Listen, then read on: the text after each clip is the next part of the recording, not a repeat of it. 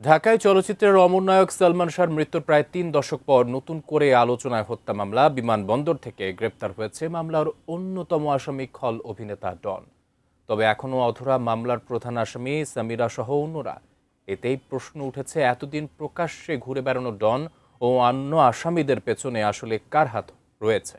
বিষয়টি নিয়ে মুখ খুলেছেন নায়কের মা নীলা চৌধুরী। বিস্তারিত শাহাদাত রিফাতের রিপোর্টে।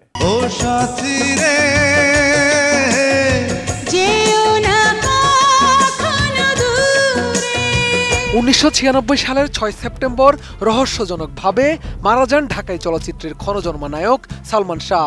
সে সময় থেকে তার পরিবার দাবি করে আসছে পরিকল্পিতভাবে তাদের সন্তানকে হত্যা করা হয়েছে। পরে একটি মামলাও দায়ের করেন তারা। অবশেষে দীর্ঘ আইনি লড়াইয়ের পর গত বছর আদালত এই মৃত্যুকে হত্যা উল্লেখ করে নতুন মামলা করার নির্দেশ দেয়। পরে তার মামা কুমকুমের করা মামলায় আসামি করা হয় ১১ জনকে। এরপর থেকেই পলাতক থাকার কথা থাকলেও মামলার আসামি ডন দিব্যি ঘুরে বেড়াচ্ছিলেন, এমনকি সামাজিক যোগাযোগ মাধ্যমেও ছিলেন বেশ সরব। ৯ আগস্ট হযরত শাহজালাল আন্তর্জাতিক বিমানবন্দর থেকে ডনকে গ্রেফতার করা হয়। পরে তাকে আদালতে হাজির করা হলে তদন্ত কর্মকর্তার আবেদনের পরিপ্রেক্ষিতে আদালত তাকে কারাগারে পাঠানোর আদেশ দেন। ডন গ্রেফতারের পর সালমান ভক্তরা অন্য আসামিদের গ্রেফতার নিয়েও নানা প্রশ্ন তুলেছেন। তাদের দাবি, এতদিন প্রকাশ্যে ঘুরে বেড়ানো সামিরা ডন সহ অন্য আসামিরা কেন গ্রেফতার হয়নি? তাদের পেছনে নিশ্চয়ই কারো হাত রয়েছে। সঠিক প্যাড আর সঠিক তথ্য দিয়ে এসব সামলে নিব এক হয়ে। Monalisa sanitary napkin. বিষয়টি নিয়ে এবার কথা বলেছেন সালমান শাহর মা নীলা চৌধুরীও। অন্য আসামিরা ঘরে বসে আছে, কেন গ্রেফতার হচ্ছে না প্রশ্ন তুলে তিনি বলেন, ডন আমাকেও হুমকি দেয়, আমার ও আমার ছেলের সম্পর্কে নানা কথা বলতো। আইনকে সে যা ইচ্ছা তাই মনে করে, পরোয়া করে না। পেছনে কারো হাত না থাকলে কেন সে আসামি হয়েও নানা আয়োজনে থাকতো? কেন সে বড় বড় কথা বলতো?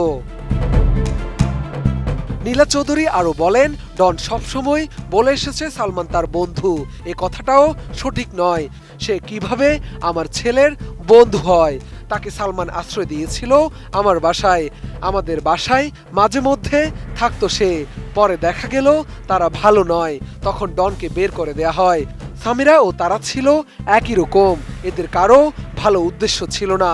সে সালমানের জামা কাপড় পরতো, টাকাও নিত। এই বিশ্বাসঘাতকেরা কখনোই স্বার্থ ছাড়া কারো বন্ধু হয় না।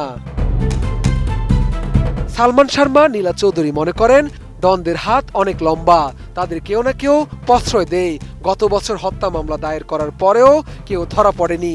কি অদ্ভুত, ডনকে প্রশ্রয় দেয় কে? কেন ডিপজলকে বলে দিতে হয়? ডিপজল কেন বলবে সে বিমানবন্দরে? আগে থেকেই তো এরা চোখের সামনেই হুমকি দিয়ে বেড়াচ্ছে, সে কারণেই সাহস বেড়েছিল। অবশ্যই ডনকে কেউ আশ্বস্ত করেছিল তাকে বিমানবন্দর দিয়ে পার করে দেবে। আমি মনে করি ডনকে রিমান্ডে নিলে সব বের হয়ে আসবে। ভালো আছি, ভালো থেকো, আকাশের ঠিক। শাহাদাত রিফাত, এটিএন নিউজ, ঢাকা। ভালো থেকো, আকাশের ঠিকানায় চিঠি